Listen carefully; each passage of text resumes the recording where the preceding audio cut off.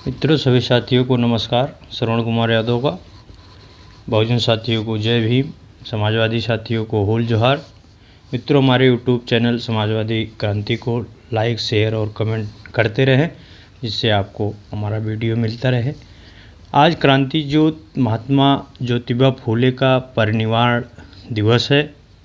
सभी ट्रेनी वैचारिक साथियों से ज्योतिबा फूले के विचारों का सम्मान करते हुए अनुरोध करता हूं कि ज्योतिबा पाप पुण्य से परे पाखंड और अंधविश्वास के खिलाफ लड़ाई लड़ रहे थे।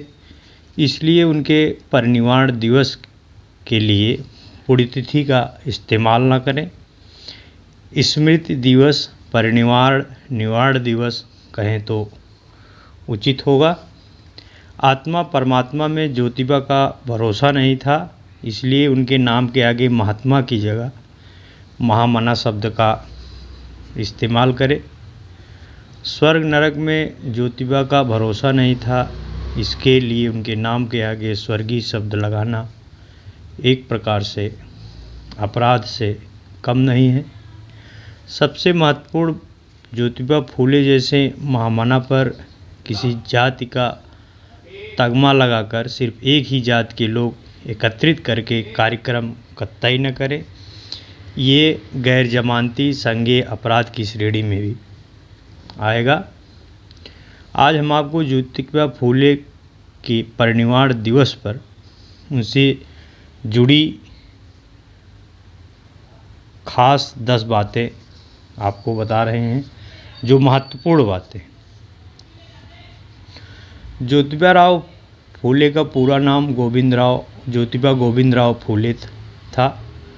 19वीं सदी के एक महान भारतीय विचारक, समाजसेवी, लेखक, दार्शनिक तथा क्रांतिकारी कार्यकर्ता थे। उनको महामना फूले एवं ज्योतिबा फूले के नाम से जाना जाता है। आज ही के दिन यानी 28 नवंबर 1890 को 63 साल में उनका निधन हुआ था। आइए उनसे जुड़ी खास बातें आपको हम बता रहे हैं। महात्मा ज्योतिबा फूले का जन्म 11 अप्रैल 1827 को पुणे में हुआ था। उनका परिवार कई पीढ़ी पहले सतारा से पुणे आकर फूलों के गजरे आदि बनाने का काम करने लगा था, इसलिए माली के काम में लगे ये लोग फूले नाम से जाने जाते थे। उन्होंने महिलाओं और विधवाओं के कल्याण के लिए काम किए। स्त्रियों की दशा सुधारने और उनकी शिक्षा के लिए ज्योतिबा ने 1848 में एक स्कूल खोला। यह इस काम के लिए देश में पहला विद्यालय था।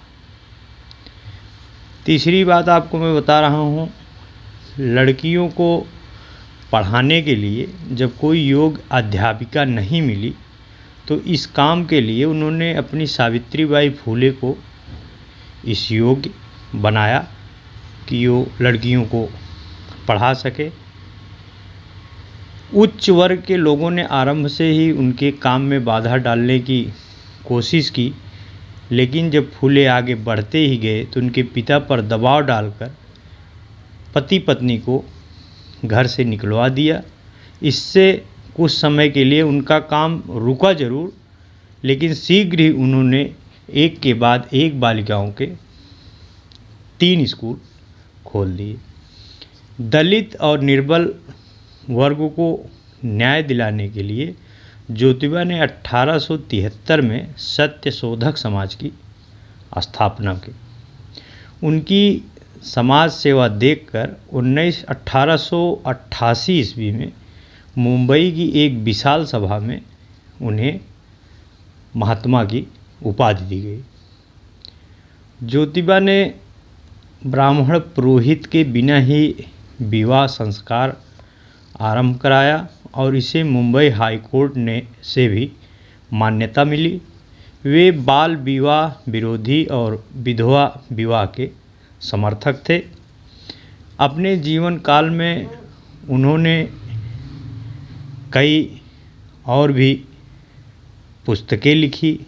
तृतीय रत्न, छत्रपति शिवाजी, राजा भोसला का पखड़ा, ब्राह्मणों का चातुर्य, किसान का कोड़ा, अछूतों की कैफियत और बहुत सी किताबें इन्होंने लिखी।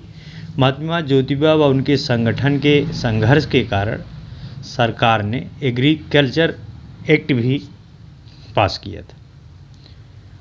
और तीसरी 10वीं सबसे महत्वपूर्ण बात ये थी कि ज्योतिबा राव फूले पहले महापुरुष थे जिन्होंने दलित शब्द का इस्तेमाल पहली बार किया। दलित शब्द का प्रयोग पहली बार किया। ये हमारे क्रांतिकारी महापुरुष थे और हमको और आपको, अपने समाज को इनके विचारों पर चलना चाहिए। जब तक हम और आप इनके विचारों पर नहीं चलेंगे तब तक हमारा आपका कल्याण नहीं होना है। और आज इनके परिनिर्वाण दिवस पर हम अपनी तरफ से, अपने चैनल की तरफ से नमन करता हूँ। जय भीम, जय भारत, जय संविधान, जय ज्योतिबा राव फूले। धन्यवाद।